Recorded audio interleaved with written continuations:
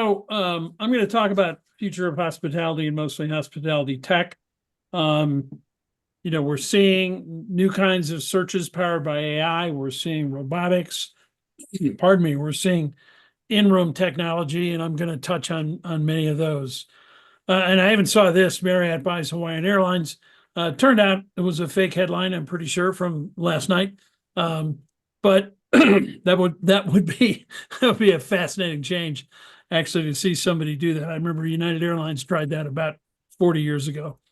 Um, I was looking at who to quote about the impact of AI and the internet. I decided to quote myself because I think AI will be the biggest change to travel distribution since the internet. Mark already mentioned me a little bit, so I'll just flip through this. I got into AI, excuse me, 10 years ago, back with a company called Wayblazer, which technically did great, but nobody was ready to buy. I wish I had that company today. I'm now chairman of Amgen.ai, a business travel company, and an advisor to many more. As you can see, I've been in travel for a long time. My journey with AI starts in 2014. That was with Wayblazer. As I mentioned, we were looking to be a B2B company to enhance particularly hotel websites. And I'll show you a little of that. And now I'm advising many other AI-based travel companies. I think the real question for particularly hotels is what new service can they create or expose using AI? What can they do today that was impossible before? And some of you may have seen a few of these slides in a previous discussion, but I think it's important to focus on the change that AI will have to user interface. We can get much richer input than we've ever gotten before, whether that's in chat, whether that's in voice, whether that's in gestures, whether that's in wearables. One of the keys, of course, is that we are able to get traveler intent. We've always known where they wanted to go, but we never knew why. So user interfaces today, this is Travelocity from the other day. It's exactly the same as it was when we designed it in 1996. Where do you want to go? But you're really thinking about, I want to go to an island with my family and play golf and have things to do. You can't really ask that. It takes a long time to ferret that out. So natural language, which we're all now used to with GPT, allows us to say, planning a romantic 50th anniversary trip to Italy for my wife, looking for an exceptional experience with spa, swimming, tennis, near wine. And here are 3 hotels that actually do that. So we know your intent. We can give you the right recommendation. The online travel agencies are already doing this. You can see it on trip.com. You can see it on Expedia. You can see it on Booking. And you have here a quote from Glenn Fogel. We have all the data, we have the models, and we have the AI. So it's really about taking that world of infinite choice to narrow it down. And that will increase conversion online. It's starting to be mainstream. Here is Airbnb, where you can finally say things like ski in, ski out, or if you say spa, you're going to get a picture of the spa.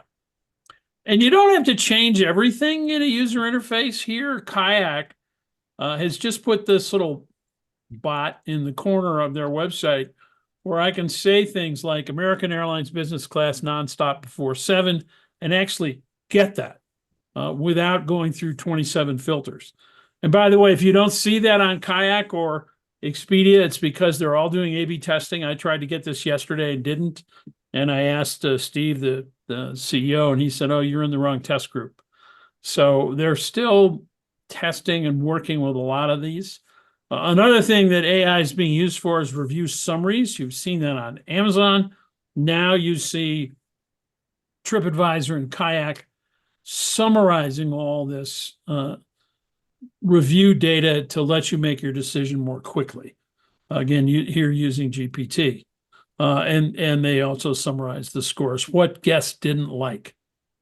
That's pretty good. TripAdvisor, I think, has some unique advantages here because they have over 1 billion reviews. So, the AI war is all about data, and they have more review data than anybody. So that's interesting data that we haven't been able to distill. And if they use it for planning correctly, I think they have a chance of finally breaking out of the kind of low stock price they've had for a very long time. Here's, Kayak doing something else where you can actually scroll back and forth to find the lowest price. And then they will give you a prediction of the best day to buy using AI. And Hopper does much the same thing. And travelers are pretty satisfied with AI trip planning. I'm kind of shocked by this because I think planning a trip with GPT is pretty terrible today, because you can't book, but the planning phase of travel has always lagged. The online travel has been about booking, not planning. It also allows us to AI, it allows us to have richer output. So at Wayblazer, for example, we analyze millions of images to figure out the right image to display at the right time. This is a man, a woman, a sunset, and a pool. But what it really is a romantic image. So if someone tells me they're going to my hotel for an anniversary, I can now show a picture that can stimulate them to buy. And I can do the same thing with reviews. So I can not only summarize them, but I can look at keywords like pool, lazy river, fishing, and hiking and realize, let's take that up a level. What is that really about? And if somebody is asking for the words on the right, I can take them to the correct review. Now, one of the problems I think hotel chains have today in particular is they really don't do a good job of leveraging their scale. So if I'm a Marriott Bonvoy member, that's the biggest loyalty program. I can't ask Marriott, what's the best spa in France that you have at your hotel? They don't leverage, Marriott operates the most spas in the world, the most golf courses in the world. They operate the most 3-star restaurants in the world, but I can't ask them any of that. They're starting to do a little of that with their homes and villas product, which is good because that's a highly differentiated product. So I can say I want a ski destination in the West for 5 days with a spa. They're beginning.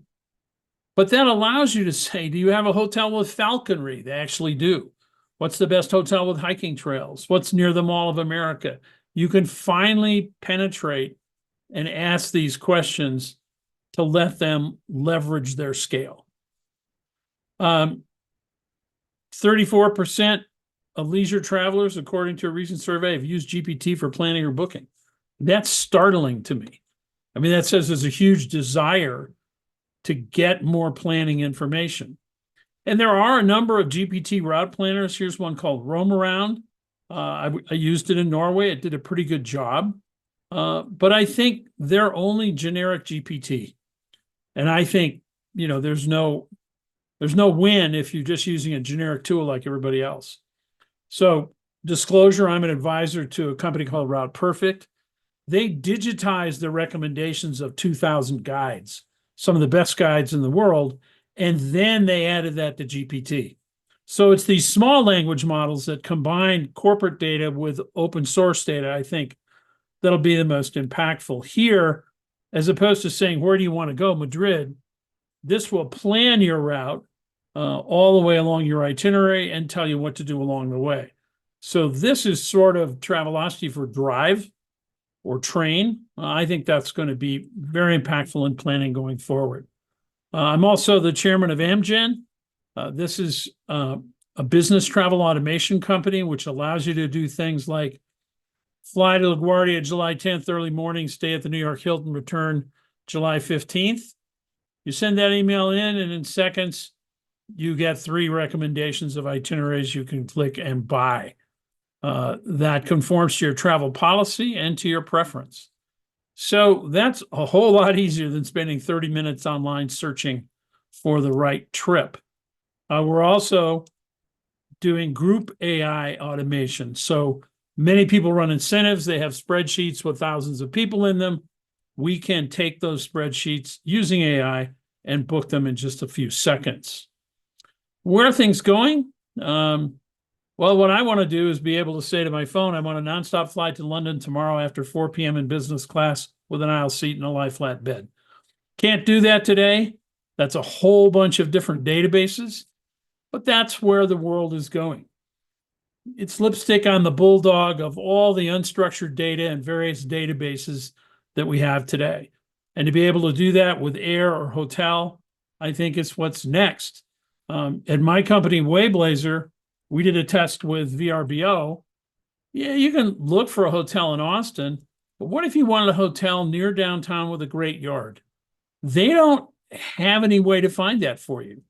But because we'd analyzed tens of thousands of reviews and hundreds of thousands of images, we found that particular house. We led with a picture of the backyard and a review of the backyard. So we're going to be able to dig into this unstructured data in both hotel chains and independents and produce better results. A few other AI-based innovations. This is the first Travelocity mobile app. You can see how old the phone is. But now we're seeing in hotels mobile check-in, choose your own room at Hilton, use your phone as a key, and that's a good thing. But unfortunately, it's going to take lobbies that look like this and create lobbies that look like that. No one is stopping. Who will tell you about what's going on in that hotel? So a whole set of concierge apps are coming about. Hotels need to wake up to it. You're going to hear about Hotel Communications Network in a moment, who is doing some of this. You're going to hear, well, there are also others like Sojourn has an AI concierge answering 80% of guest requests using natural language processing. And you can learn, what are people asking? What are the things we need to tell them in advance? What are they complaining about? And we're going to hear from QStay, who's just done a raise, and they're expanding their AI-driven platform, and we'll hear about how they're deploying AI. People are going to be using more VR and AR. This is an existing app in London where you can look around and see more information about what you're about to go visit. We're seeing deployment of robotics. I met with a group of hoteliers. The average age of a hotel housekeeper in Hawaii is 61. They can't hire anymore. Nobody can afford to live there. And nobody wants to do that work. So we're seeing robotics delivering bedding and toilet paper to the room and saving time for the agent. We're seeing food deliveries moving to robotics. I think we'll see more and more robotics being deployed. Here at Heathrow, they're sorting bags with the robots so they can lose them even faster than ever before. We're seeing sensor data, IoT data, like Disney's Magic Band has now been adopted as a similar product by several cruise lines. So I can use that to pay for goods. I use it for a photo pass. I use it for my room key. And guess what? I spend more because all I do is move my wrist and it charges me. We're also seeing IoT saving money in the back office. So money here from deploying IoT, 24,000 savings at a small courtyard just by using Internet of Things to control electricity expenditures. And finally, voice. We're seeing lots of improvement in the quality of voice. I don't have a travel example, but listen to this one for a second. I think it should start. Good morning. Thanks for calling Harper Valley National Bank. Can you hear that? It's Grace. How can I help you today? Yes, last night I was entertaining some clients and I think I left my wallet at the restaurant, and to be safe, I want to replace my debit card. Before I can help you with that, I'll have to authenticate you, okay? This is not a human. May I ask who I'm talking with first and last name, please? My name is Chris Johnson. And what was the name of your first pet? Professor Sparkles. So pretty amazing. The quality of that. I'm working on some products myself in that area. So I think you're going to see AI deployed in the room, in the kiosk, in the call center. Voice response will be very large in impacting hotel customer service. We're seeing AI being deployed all through the hospitality sector, in the web and mobile interface and marketing and pricing, in the room, in robotics and IoT. Again, I think it's the most impactful change to come along since we started this journey with the internet. So with that, I'm going to stop sharing. I know we have a couple other presentations, and then Mark will go into Q&A. That's right. You ready to launch into this, Kevin? I am, as long as you can hear and see me. Yep. Great. I'll just do a screen share myself. So this is a presentation of HCN company that I founded, called the Hotel Communication Network. Can you see my screen? Yep. Okay, good. We'll just give a quick overview, and for those that would like more, we're going to have, I think, a single session afterwards.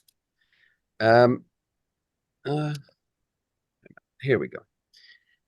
The concept starts with a communication backbone installed in the hotel rooms of the 17 million hotel room industry. This is a tablet computer. I'll use my pen. Speakers in the base, Bluetooth charger. The whole tablet is removable, sit on the bed and peruse the hotel and the city. It configures everything for you, so you don't have to download anything. This is what you'll be greeted with in the room when you first pick up the tablet. Hi, Catherine. Welcome to the fabulous Marriott Marquis Chicago. I'm Amy, your AI concierge.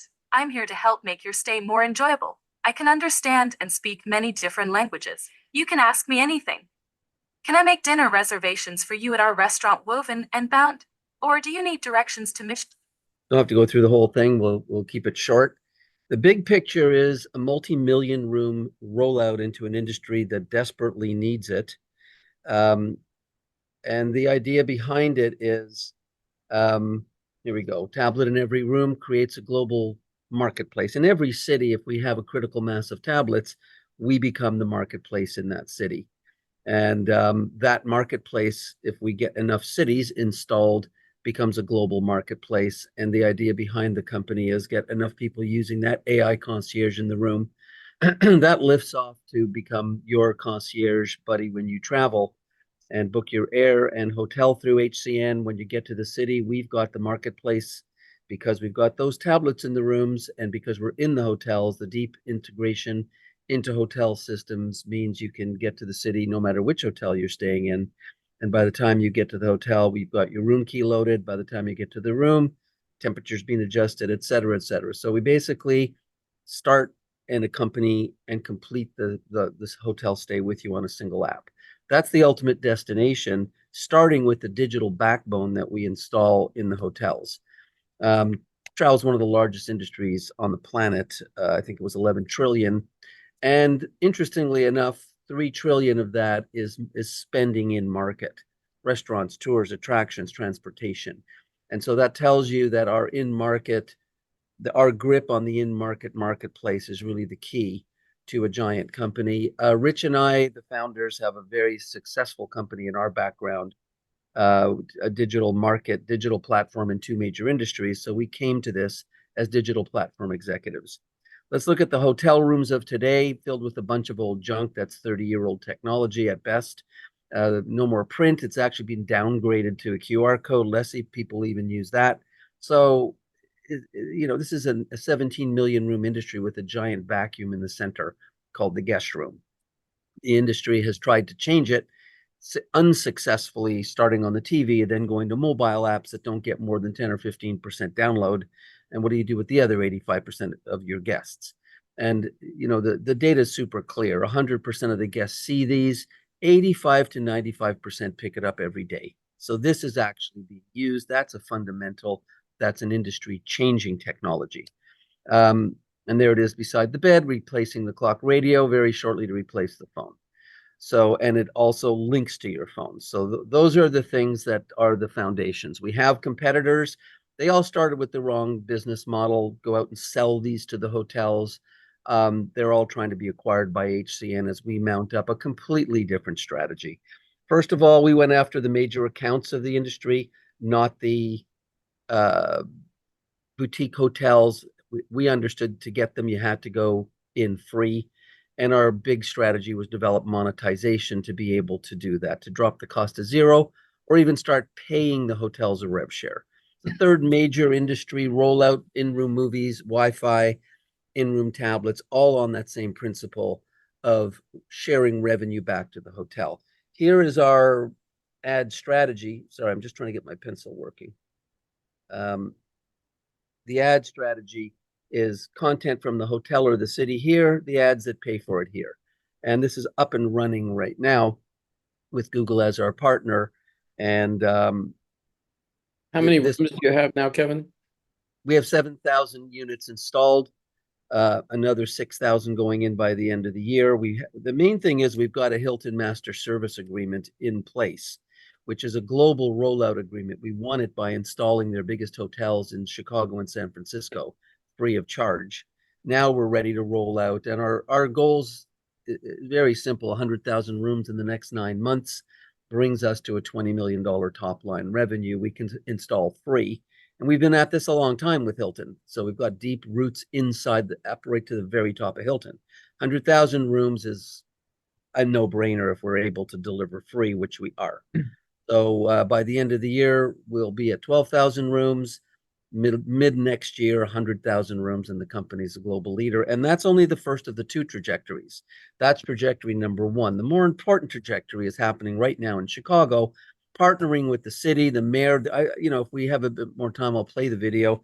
The mayor is behind it. We are giving Chicago 20,000 tablets to put into their rooms. That gives us the world's first true marketplace where every room has a tablet in it and all the brands on board.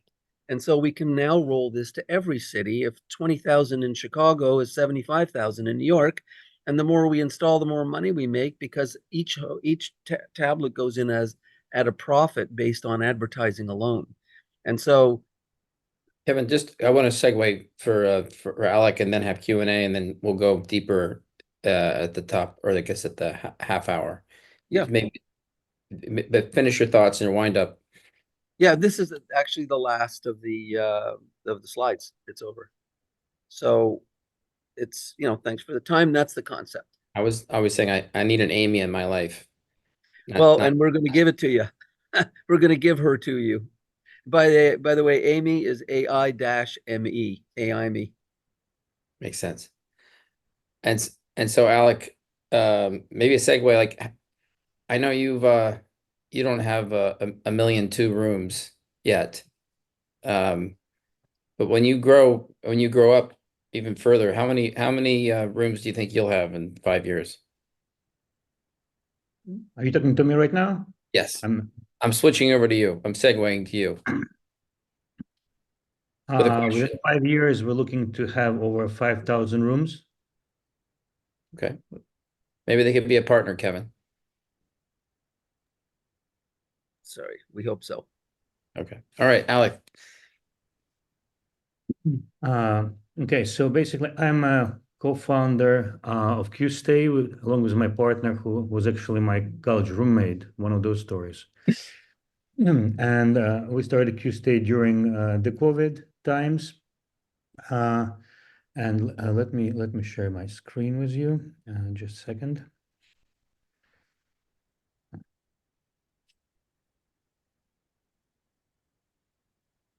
Okay, so basically, we started with the notion there are several options available to the travelers today, and both of them in a certain way are floated. The boutique hotels, the big box hotels like Marriott, Hilton's, and such, and short-term rentals through Airbnb or Booking or the same channels. So what we've created is, and what we're trying to develop is a digital hotel brand, which is backed up by a tech-driven platform, which serves both guests, which are today most of them are tech-centric, and allows them to experience the hotel-like services and hotel-like qualities at the apartments that we rent long-term, and then we renovate, and we basically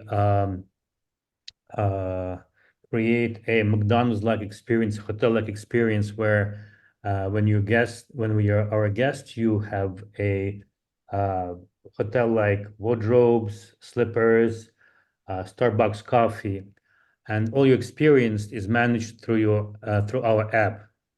And I'm echoing what Terry was saying, today already we are using AI in all our customer service responses. We are finalizing the development of AI and keyword search, where the guest can actually put a key phrase, as Terry was saying, and choose the accommodation that would better fit his family. On the other end, we are offering an app that will allow the property owners or property investors to upload their properties into our system and instantly become a Q-Stay partner. I will switch to another slide here, basically, right here. So the way our technology works, it basically starting from the search and the discovery, the booking, the check-in, digital access to hotel facilities, digital concierge, because customer service on demand and checkout. Everything is done through the app or through our website. Our digital concierge is also, it's in the final stages now, and it will be also AI powered. So the app is available already in the first version, and we're developing it further and further. Also, if you look at our sector, there are a few players that are in the sector today, and this is a small comparison to one of the leaders of the sector, the Blue Ground. And as you can see, what we've done in the past 3 years is quite impressive and is exceeds those numbers that Blue Ground have been showing, being in the business for over 10 years. One of the interesting numbers is our occupancy. Our app and allows us to keep the occupancy today at 75% in Dubai, whereas the average for the Dubai today is around 60%.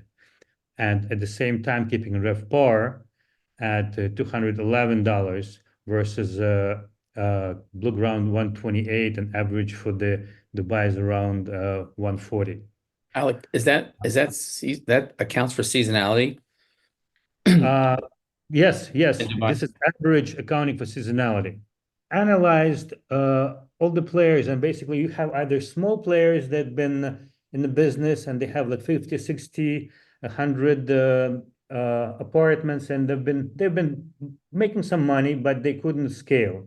And then you have the large guys who've scaled, but they do not make much money because they scale at expense of choosing properties properly.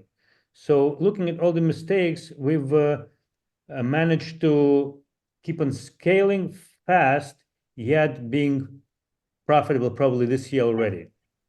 And the market is huge. The market is your average family around the world that has 2 children. That's your perfect guest.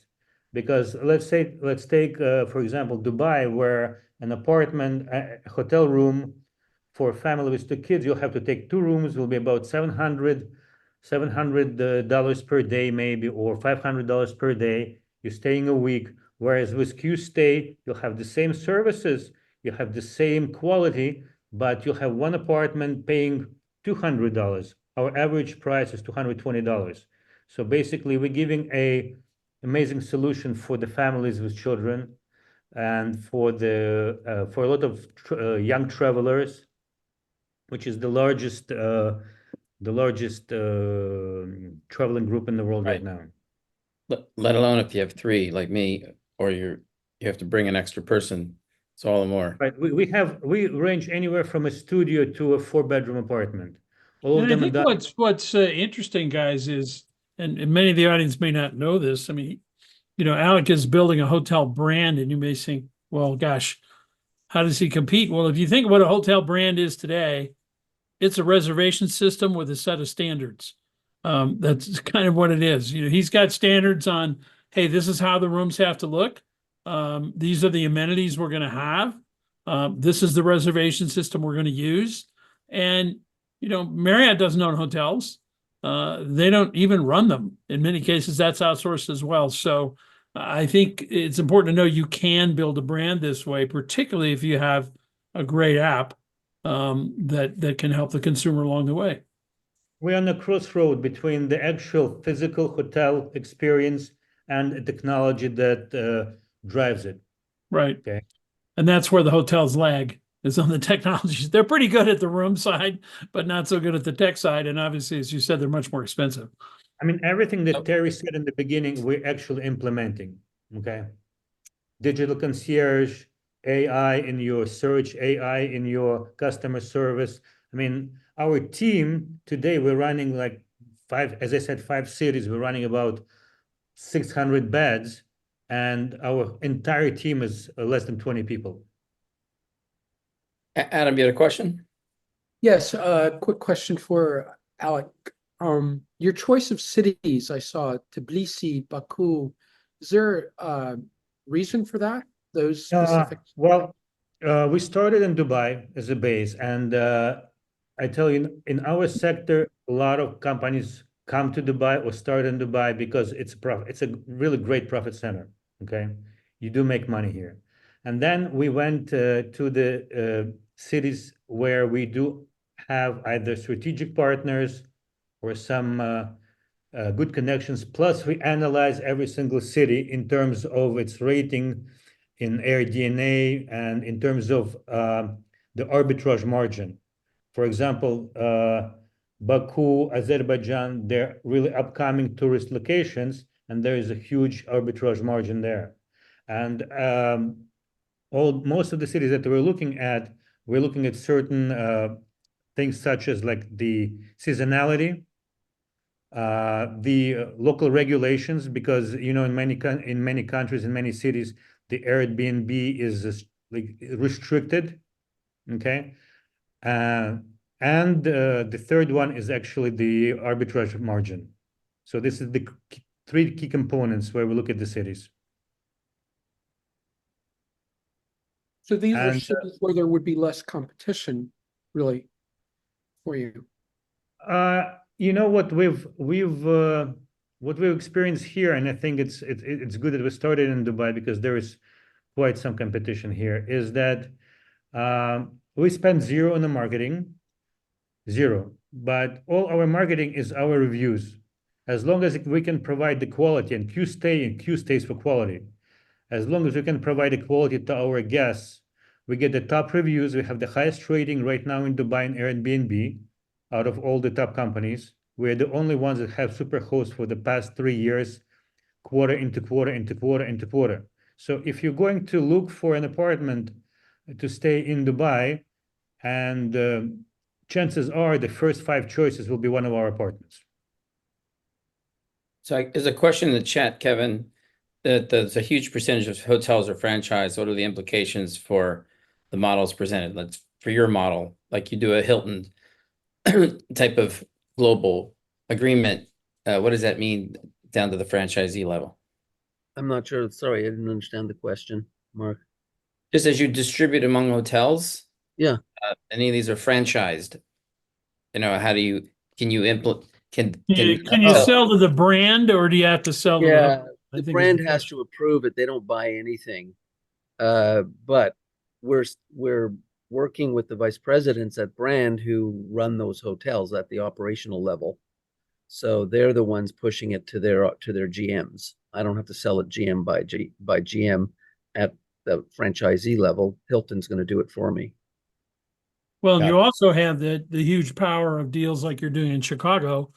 That's right. With the mayor, city. that doesn't mean it's going to get in the chain, but it sure could help to have Well, once Chicago we've say we want it, right? Once we've been approved by the chain, the obstacle, we just closed our first deal in 3 weeks with the from demo to installation at the Diplomat in Miami, because it's a pre-approved contract. Once the mayor says, here's the tablets, once we're past Marriott, which we're up at that right now at, the Marriotts want it, they sign the contract, we install it, it's pre-approved by head office. So we have Hilton's approval. We're up at bat at Marriott. The rest will follow. They're not the guys that will be the obstacles. Hyatt and the smaller brands. Kevin, Hotels are cheap. do the brands make it a requirement for the They- franchisees? They very well could. Hilton just mandated the texting app to every Hilton in the world, 5,600 hotels or something. So I would expect, because we are providing a rev share to the hotel, not charging them, once we're in 100,000 rooms, they'll hit the trigger and say everybody should have it, or everybody will have it. Once they love it, and we've done the deeper level of marketing and technical integration into their systems, this should become a global rollout brand by brand. And it's pretty easy to sell to the franchisee owner as well, because it's Well, and free it's free, and and they it's understand the revenue upside. Yeah. So, usually those owners, hey, I don't want to pay for anything. That's why, Exactly. I asked the GM of Hyatt recently, why do you have those terrible in-wall air conditioners in your low-end brands? And he said, because the franchisees won't pay for better ones. Right. I Right. mean, they're cheap, but if it's free, Yeah, if they make money, and it we can actually, give me income, yeah, it's we not a pay them tough to- sell. No, exactly. As we've proven now. So now we trigger the rollout. And Kevin, the data that's collected on this, who owns that? We own the anonymized data because until they've signed up as an HCN customer onto our app, we don't know who they are. We just know their name. The hotel gets all that same data, so the hotel then can ascribe that to the customer, and that's a big benefit to that, or that guest folio on that guest for future, to understand who their customer is. But we own the data, from the top level down. And in fact, Kevin, that might be a great service to provide later to Yes. say, we can roll up, slice and dice your hotel data, Mr. Marriott, so that you can actually use it, because they're not Yes. going to figure out how to do that. Right, exactly right. So the data Harry? becomes a big value add to our product offering. Terry, on that same sort of subject, what's your thoughts on or comments on the ownership of the data that AI seeks out and presents to the traveler? Well, it's a fascinating question. I mean, I think obviously Booking.com, Trip, Marriott own the data in those models. Of course, when I had my AI company, that was always the tension, because you want at least the anonymized data at Kevin's level or the other company level, because that makes your AI smarter. And if you don't get that, you don't learn. So that's always an argument with people. If I'm a third party selling an AI app, who owns the data is always an argument. But usually you can say, give me the anonymized stuff, and they will. And then the other data has got to be owned by the brand, because they're the only ones people trust, and it makes sense for them to own it. Thanks. Darren, it felt like you were going to ask a question. I could be wrong. You popped on. Did you want to say something at the time? Me? Yeah. No, I don't have a question at the moment. Hi, Sanjeev. Welcome. Anyone else with a question? Because otherwise I'll. Well, let me ask Terry a question. Terry, I was intrigued by your slide of the bulldog with the Lipstick. what does the bulldog represent? Is that the legacy infrastructure? Yeah. Well, I wrote a blog on this week. I felt that when we got the initial browser, that was lipstick on the pig of the mainframe, right? Kix, TPF, all those operating systems, we could kind of make them go away and have an easier user interface. I think now with generative AI and in NLP, we can also do that over data. Because the great thing about generative AI is it handles unstructured data. So you really never could analyze the billion reviews at TripAdvisor in this way before. You never could analyze images in this way before, video, all the rest, all this unstructured data that has been just moldering in these some people say data lakes, I say data swamps.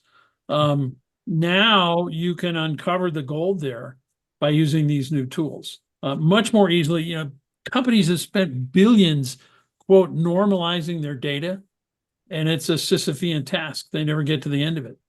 I think AI will help that a lot. Fascinating presentation, gentlemen. Just actually, I had a question, but more to Mark. Will this podcast be shared? I guess on YouTube it will be shared like the others and the presentations. And would that be okay to share with others in the industry we see fit?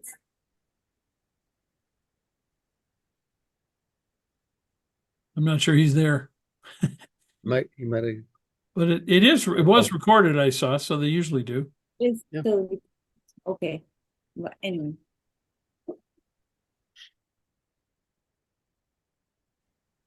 Other questions? Did you all talk about short-term rentals? We- Mark, I just have we- I'm Yeah, sorry. actually, that's Alex angle, but go ahead.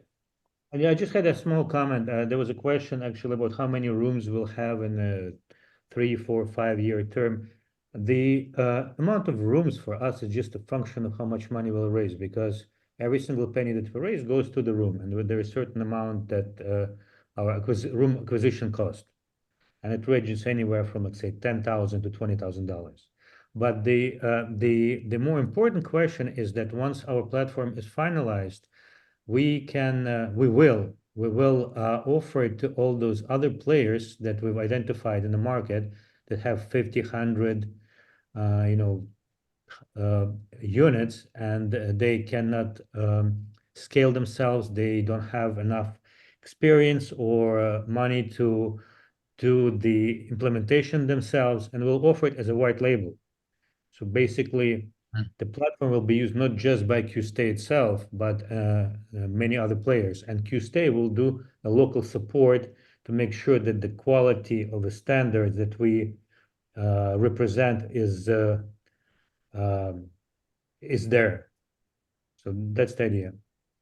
Back to Terry's point about the standards of the brand. Amy. Hi, thanks, Mark. I have a quick question for Alex, and I have just like a cheeky question for Kevin. Alec, are you getting into the cleaning side of things? And I'm sorry if I missed this during your presentation. Having quality service is hard. It's a good question, and it depends from location to location. For example, when we first entered Dubai market, we linked digitally to a provider that over time we realized the quality was not good enough. So in Dubai, we sort of co-started a sister company that does a cleaning and maintenance services. Yeah, smart. That's such a huge piece of the quality of a stay. We do all the training and make sure that those guys are doing the excellent job. Yeah. But for example, in other locations, we did identify companies that can provide a high enough quality standard. Yeah. So there we use the outsourcing, and as initially was planned when we started the business. Okay, great. So it's market by market. Thanks for fielding my question. Kevin, have you digitized Gideon's Bible onto your pads? That's a good question. No, we haven't, but it's definitely always been in our plan to do it. Yeah, or the biography of Bill Marriott, which is the one you see a lot. Yeah, cool. Thank you very much. Equally Really good- appreciate your good read. presentation. Yeah. Sanjeev, you were asking about short-term rental. Do you want, because that's another thing that Alec could talk about, because he appeals to two different users. One is the actual users that need the room, and the other is to the investors or the home or the property owners, and how they can partner. Yeah, thank you. So I was curious about short-term rentals specifically in Manhattan. What's the I know it's banned and there's various workarounds there, but what do you think about We are not in Manhattan yet, but we've started doing our research. It is not entirely banned. You can do short-term rentals, but it has to be at least 30 days. So mainly, the companies that are in the market right now, they cater to corporate clients and relocation clients. but we are definitely coming to New York, and in our plans, it's 2025. Gotcha. So there's something called Class B properties in Manhattan that do allow for actual short-term rentals. They usually are alongside hotels. So hotels plus private residences. Those private residences have the Right. permits. You have to look into like hotel apartment licensing. Yes. Yeah. Yeah. So is there a particular stance that you see from the city government that will We uh, are not in New York yet. I cannot give you much okay. information on New York. Thank you. We are extensively looking in London right now, for example, and also that's another example where the regulations are critical. In London, you cannot do you can do short-term rentals, but only 90 days in a year, and the rest Okay. you have to do at least 30 days. Okay. Okay, so basically, approaching such market, what we would do probably we would uh, we will raise the price quite high. We'll have low occupancy, but that will allow us stretch those 90 days for 6 months at the very high rents. And then the Yeah. rest of the year we'll do 30 days. That's the strategy that we're approaching right now in regards to London, for example. Okay.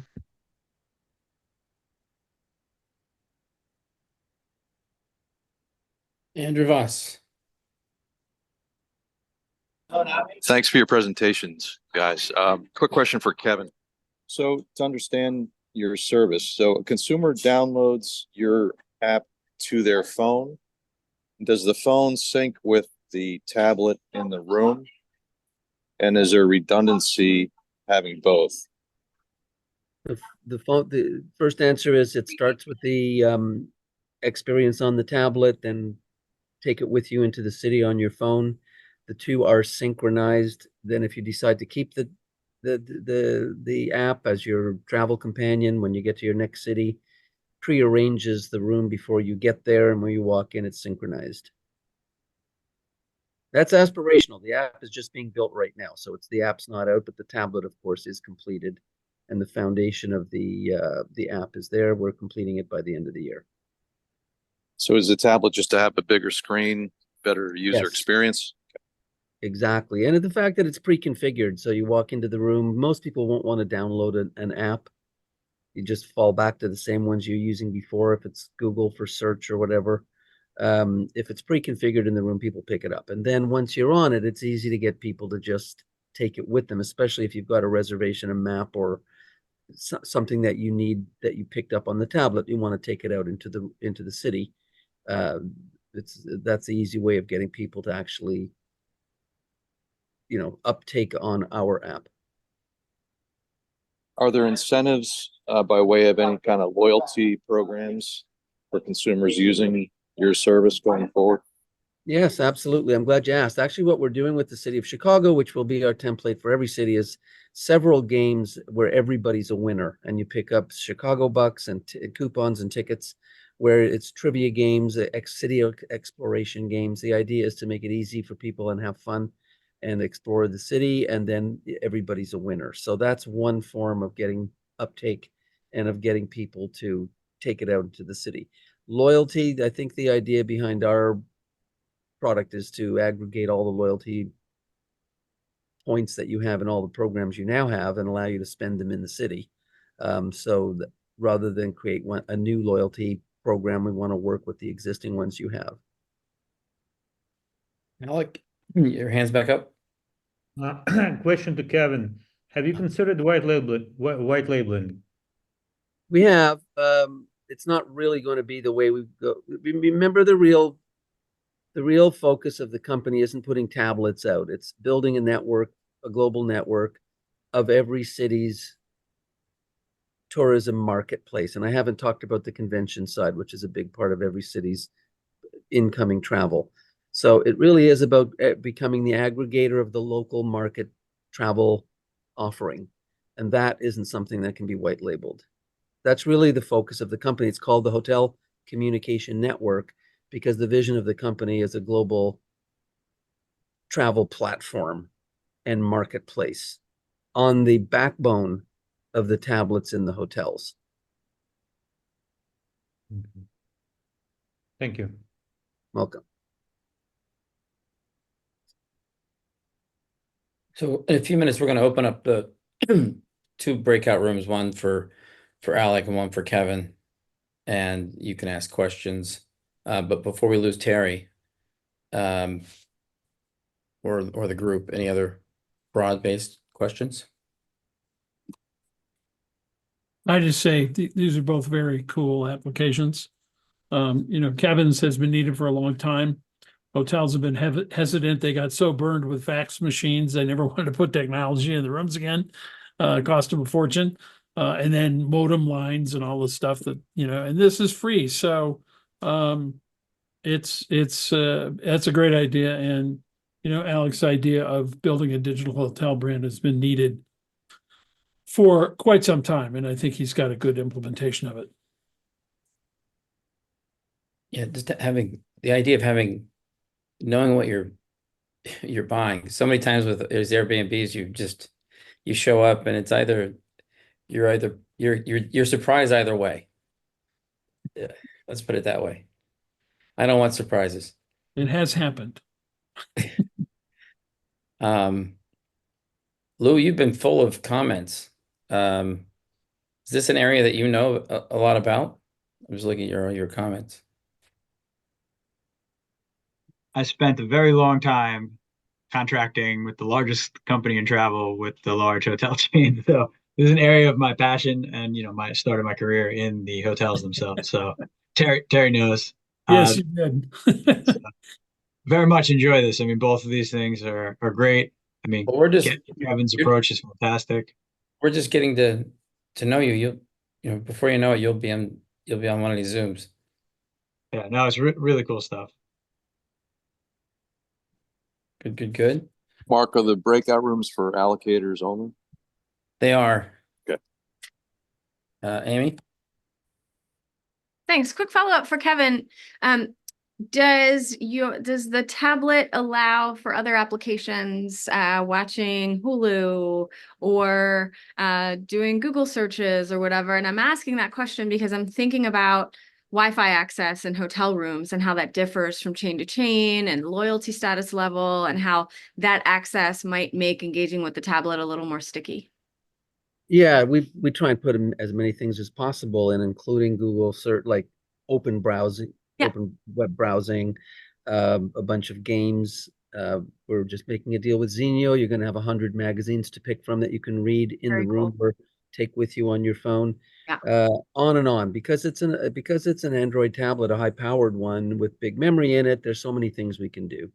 That's really fantastic. Thank you so much. Yeah, thanks for your question, Amy.